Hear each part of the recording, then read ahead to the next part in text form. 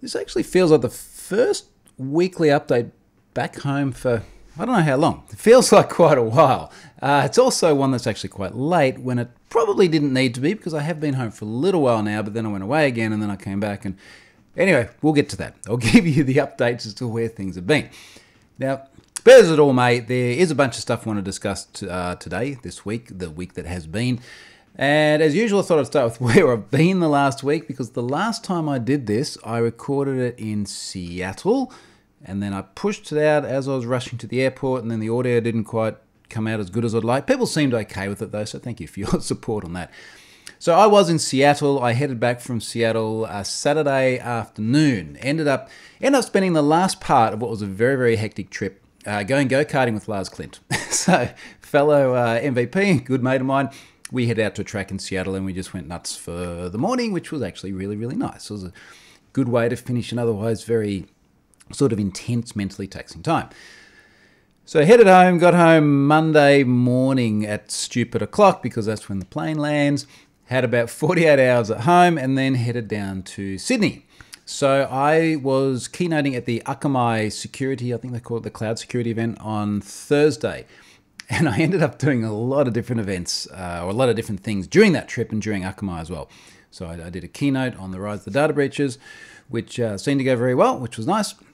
Did that, also did a panel discussion around things like data breaches, did an open Q&A, did, what else did I do? It feels like it was more than that. Did a fireside chat with some videos with one of their VPs there, which was very nice.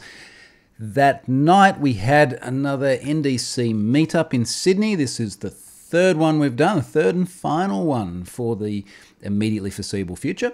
So we did Brisbane, we did Melbourne, we did Sydney, and just like the other two, this one sold out as well, which was really nice. Sold out, they're free tickets, but yeah, we filled it, which is great. We did this one at the Microsoft Reactor in Sydney and just had a heap of people. I spoke for ages, had heaps of questions. That was really good. And then I rounded it all out by doing a talk at UTS on Friday as well. So UTS is the University of Technology in Sydney.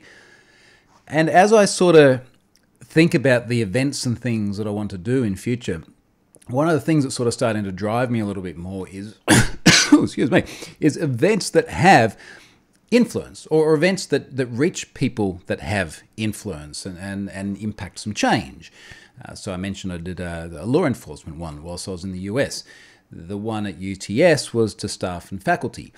So if I get in front of teachers and lecturers and professors and whoever else it may be, who's then going to influence other people, and I get to talk about things which hopefully make some impact, then you can see how that's going to be broader than, say, speaking to my normal sort of incumbent demographic. So I want to sort of do more of those sorts of events, and as sort of time goes by, you'll see me at more of those, and more of those popping up on my list of things that are coming up. Which brings me to my list of things that are coming up. So, looking at the event calendar at the moment, I have actually got all of April at home. So far. That may change it. We'll see. So stuff does pop up at the last moment.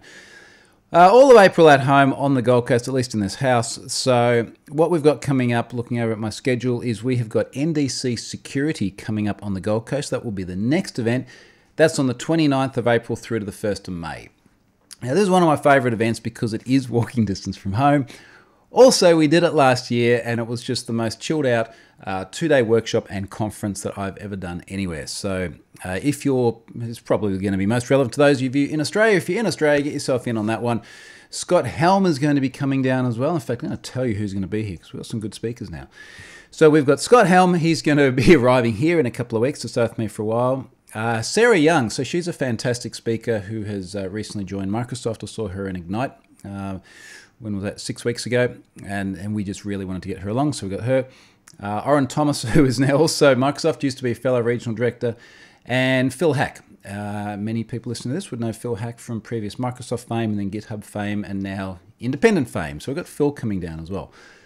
So that'll be good. We've got a bunch of people there. That's going to be a nice event. I'm going to do that, and then I'm going to jump on a plane over to over to the US to do NDC in Minnesota. So if you're in St. Paul, I'm going to be there from the 6th to the 9th. Again, 2-day workshop and then the usual NDC conference.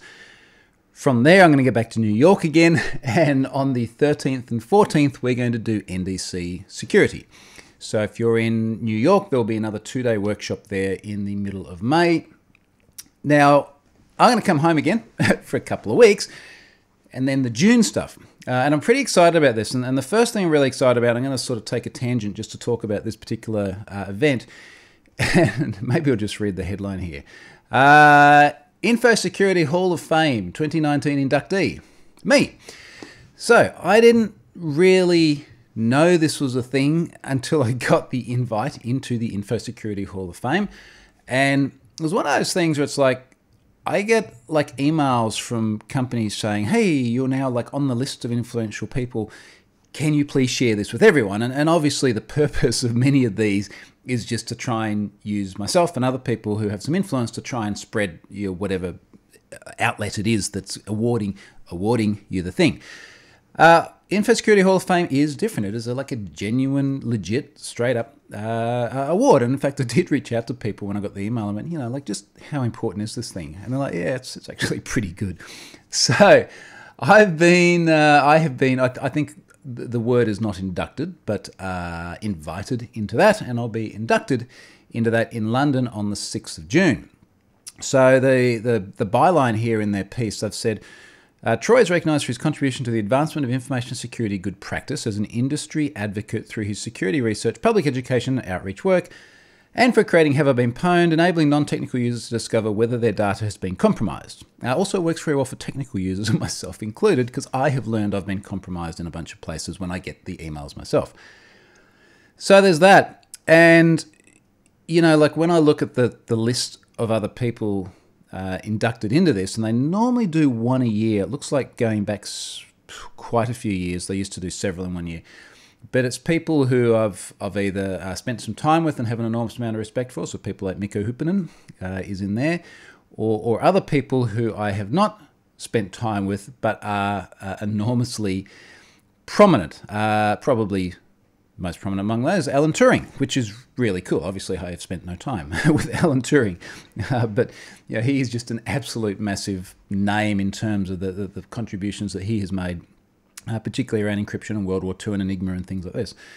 So yeah, that's going to be the June thing, which is actually taking me back to Europe a little bit earlier than I had planned, but it was just one of these things which was like, that is actually super, super cool. So what that means is I'm going to be doing a keynote there on the 6th of June in London, and I'm going to do a keynote, and then I'll get my award and things as well, which will be very nice.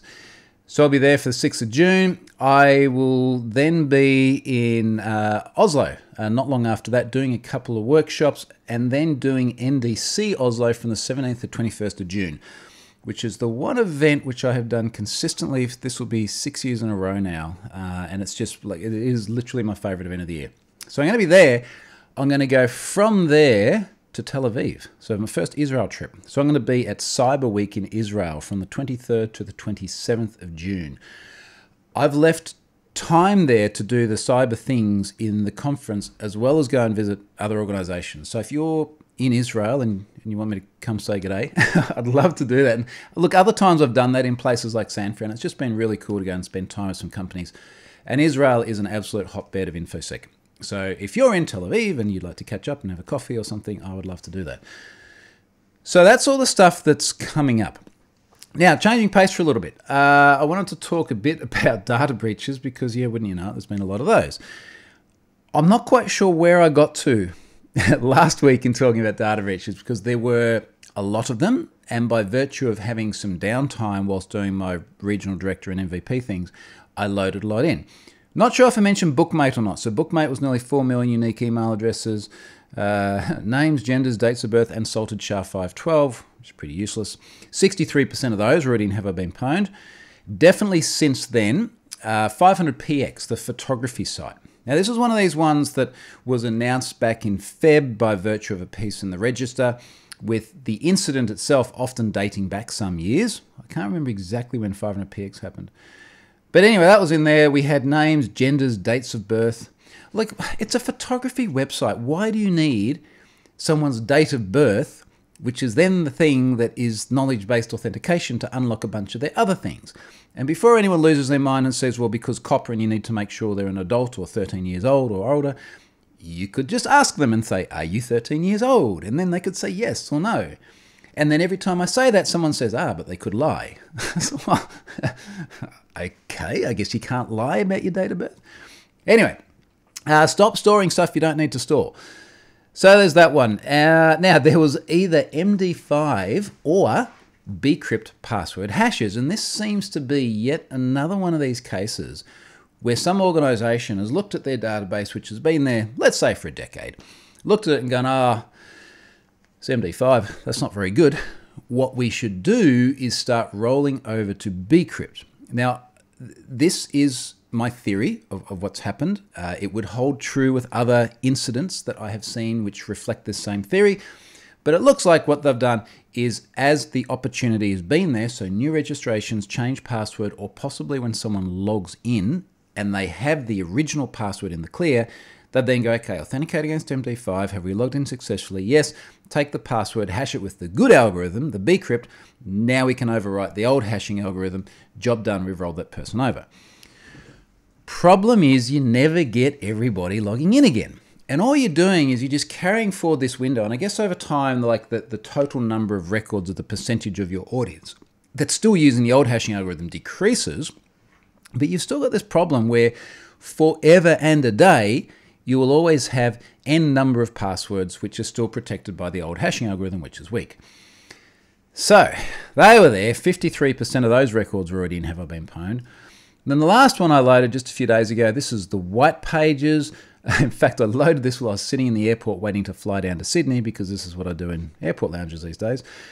11 million records from 2016, including email addresses, names, and either MD5 or bcrypt password hashes.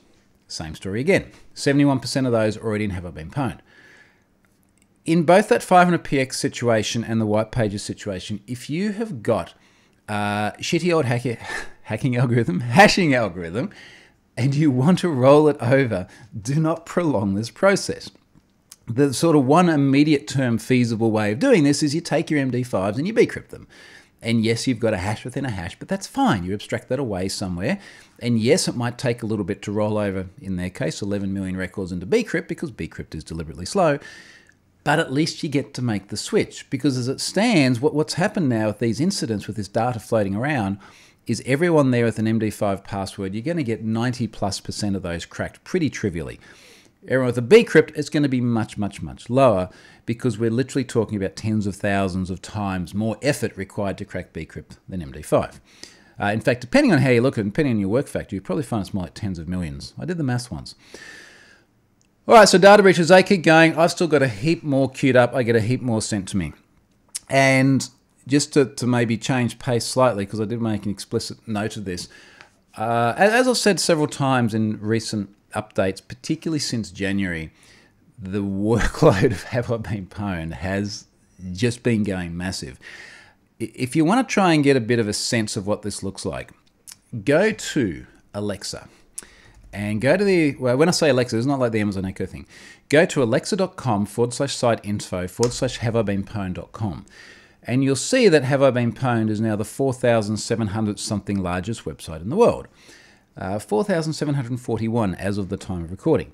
And then you'll see a little graph of how it's grown over time. And for those of you watching the video, it's like la la la la la la, like pretty static. And then January, it's just gone zoink, and it's gone from like the 20,000 something largest website in the world up to less than 5,000. And you'll see that even since then, it's still steadily increasing. Because January was the collection 1 stuff. It's when traffic and everything just went nuts, and it just really hasn't slowed down a lot since then. So I'm getting more and more data sent to me all the time, more and more people coming to the site, more and more emails sitting on that monitor there just waiting to be answered, and very often being neglected, I'm sorry. So I am still looking at ways of making this thing more sustainable.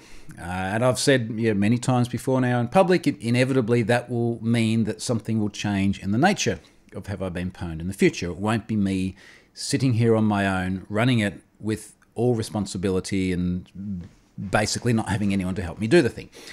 I'm pretty sure the way through this will not be Troy is now the CEO of Have I Been Pwned, and there's an army of minions doing things either. I don't. That sounds like a lot of work. I don't really want that responsibility.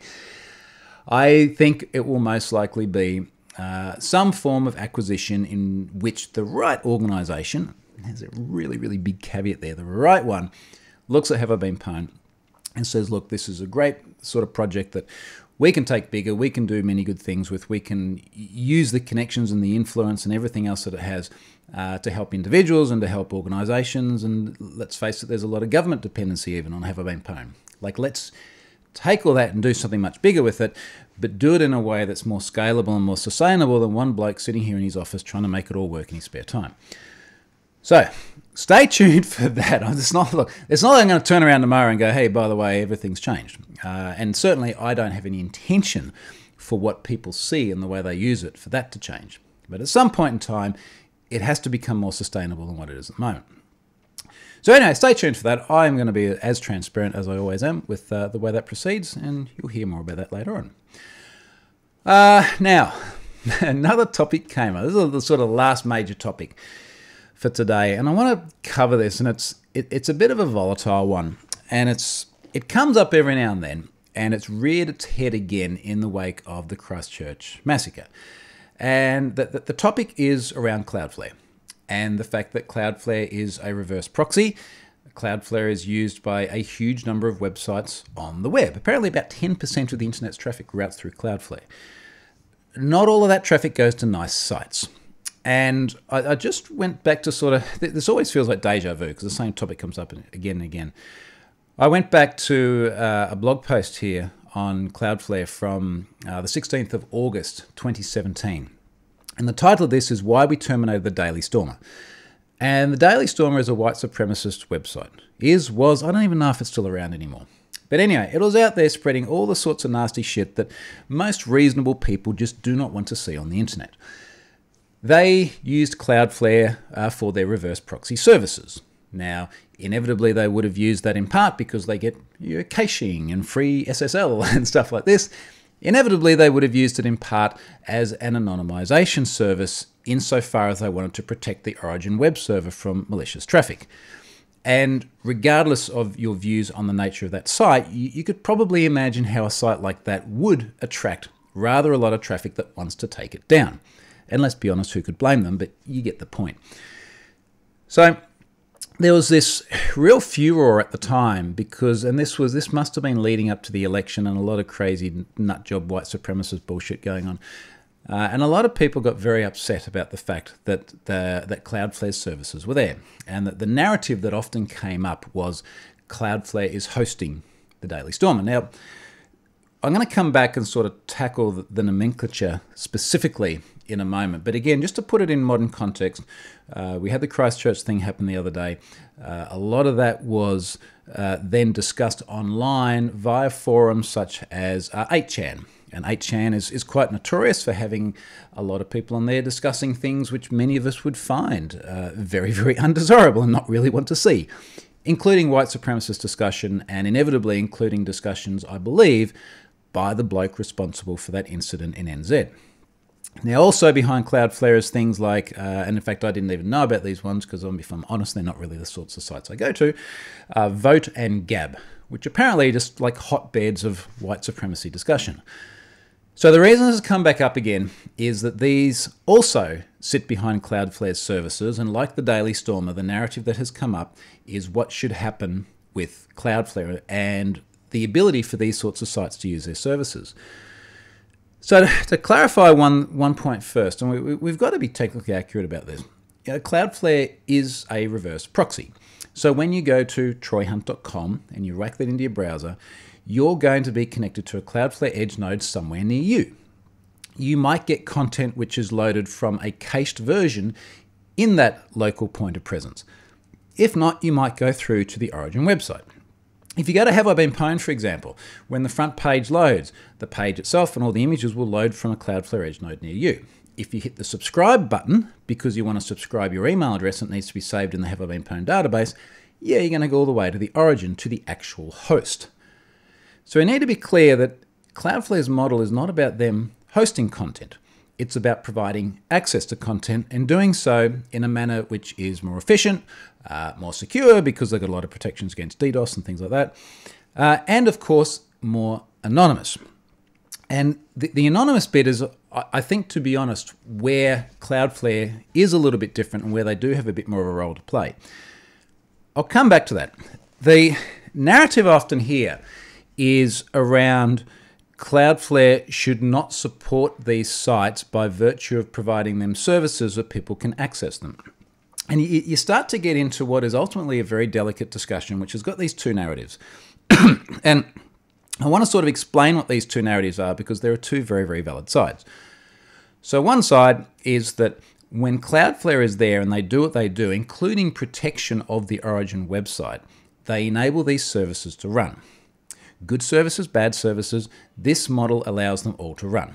And the one argument over this side is that Cloudflare should not allow sites such as the Daily Stormer in the past or 8chan, etc. today to still run. They should pull that service and then those guys are on their own. The website will still be there, it'll still be alive, but they won't have the protection of Cloudflare. The other side of the argument is that these are websites which we may not like, but are running legally. If they were illegal, there are other ways of taking them down, but they're running legally. And if Cloudflare was to interject, then they start to sort of play a role in free speech and deciding that this is speech that Cloudflare doesn't like, or even if most of us don't like, they still play a role in saying we're going to censor that because we don't like it. So I think the first thing is to acknowledge there are 2 points here and both have merits of their own. There's a bit here, just to sort of get to the point now about what should happen. I wanted to find the quote because I remember it from 2016. 2016 it was? No, 2017. So 2017 was post-election. Was it around the Charlottesville time? There was something else going on at the time which really, really highlighted the issue. So post-election, but still white supremacy dicks who were making a lot of noise on Daily Stormer. It's a quote from Matthew Prince here. And just for transparency, I've met Matthew before. I've had many chats with him, and he's a very, very nice guy. I think I don't think I'm influenced by that in terms of not giving this in an objective fashion, but when I read this, they're sincere words. So he says, in terms of the Daily Stormer, they did eventually pull the plug on the Daily Stormer. They got a lot of pressure to do that. He said, I woke up this morning in a bad mood and decided to kick them off the internet. It was a decision I could make because I'm the CEO of a major internet infrastructure company. And that the real sort of concern here on this kind of free speech side of things is do we want to have a situation where one guy gets up in the morning and he's in a bad mood and he gets to pull the plug on a service? That is a little bit concerning. And it's a little bit concerning when it's a legally operating site that we don't like. Like, let's be clear, we don't like it, but it's operating there legally and he gets to just yoink it off.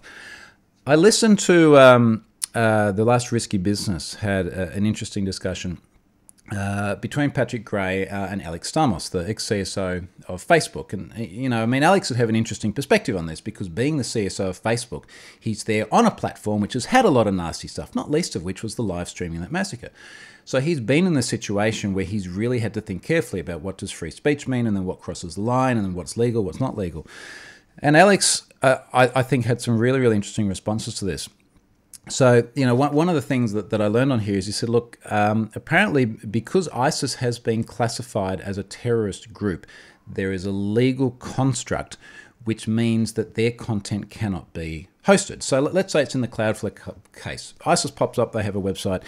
Cloudflare can say, look, this is actually breaking the law. So there's something we can fall back on and say it's illegal, we can pull it. To the best of my knowledge, in cases like, say, 8chan, that's not necessarily the case. Or some of those far right-wing crazy nut job sites, if they don't have that illegal classification, it's not quite the same thing insofar as there's not a legal precedent to fall back on. Rather, it doesn't make us feel good precedent.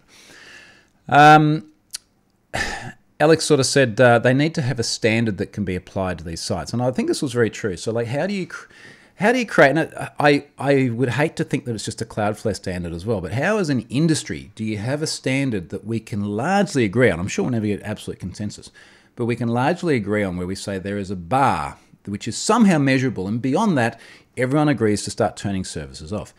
it would surely help a hell of a lot if there was actually a legal basis for that as well. You know, hey, you're classified as a terrorist group, we get to turn you off. No more CloudFlare protection or any other reverse proxy sort of protection as well, because let's be clear, there are plenty of other ones out there. You know, you're turned off, you're now open to the World Wide Web, and yeah, good luck defending the DDoS or whatever else it may be. I do think that the narrative from CloudFlare, which is usually, we're not a host, we merely route traffic, I understand, and for the most part it's true. I think where it's a little bit different is that they do provide anonymization services to the origin host.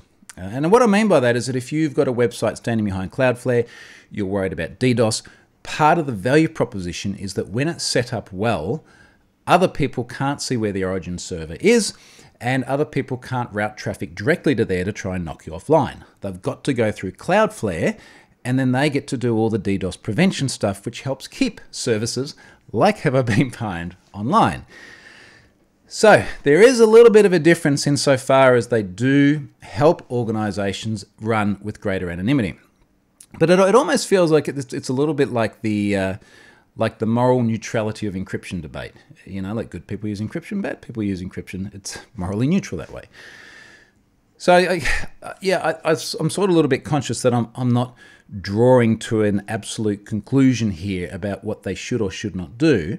But I don't think it's just as simple as saying we don't like the content, it's legally running, a large internet service provider should kill it. That does not sit well with me. What also doesn't sit well with me is any of the calls I've seen to boycott CloudFlare. Largely because of that previous point, but also because of how much damn good they do in allowing services to run online. There are a lot of free speech services that run behind CloudFlare, a lot of websites which would otherwise be attacked by the likes of nation states who really don't like the idea of some of the things that people write, protected by CloudFlare. As I said before, Have I Been Pwned is protected by CloudFlare. The reason you get things like pwned passwords for free is because of CloudFlare. They support all of that. So I do have a bit of a bias there insofar as I'm a direct recipient of a lot of the really, really good stuff they do. So I'm really not keen on the idea of just saying, you know, desert CloudFlare or don't give them any money because they're supporting a perfectly legally running website. And I think supporting also is not the right word. It's very, very clear that the likes of Matthew and everyone else absolutely abhor the nature of these sites. And this is a company that's put a huge amount of work into diversity and equality as well. I've been in their offices a heap of times, and the amount of information floating around about support for people of all races and genders and whatever other biases they might have, and the sense of equality they try and create, there's obviously a real push in the organisation to support that. So I'm sure it is really, really hard on them trying to have this moral discussion about free speech versus stuff that we just don't like as well. So that's my views on it. I put it here because several people asked me about this and pointed me to the discussion on risky business and also some of the calls to boycott CloudFlare. To sum it all up, I really hope we get a better legal basis to yoink the stuff that we really all abhor. That's what we need to kill this. In the same way as I can go and kill ISIS because it's a terrorist group or ISIS website, let's get that for the other sites that are the far right-wing nutjob kind of stuff. Okay, that was a bit more serious than what I'd actually planned, but that's that. Last thing is Varonis has been sponsoring my blog this week, which is the week which has now gone. They're talking about live cyber attacks, and I've got some free webinars and other content there for you. And again, Varonis has been there every other week so far this year. And again, also, Varonis is one of these companies I've actually spent a lot of time with. So I do actually appreciate what they do, and I have actually seen a bit inside the organization. There are multiple Varonis courses out there authored by me. So you can check those out as well. I'll put a link to that in my notes. Thank you very much for watching. I will be here next week, which will be very, very nice. And I will also try and find a little bit more time to write some blogs. I've got a lot of blogs partly done. I've just needed a bit of time at home to finish them. So thanks for watching, and I'll come from the same spot again next week.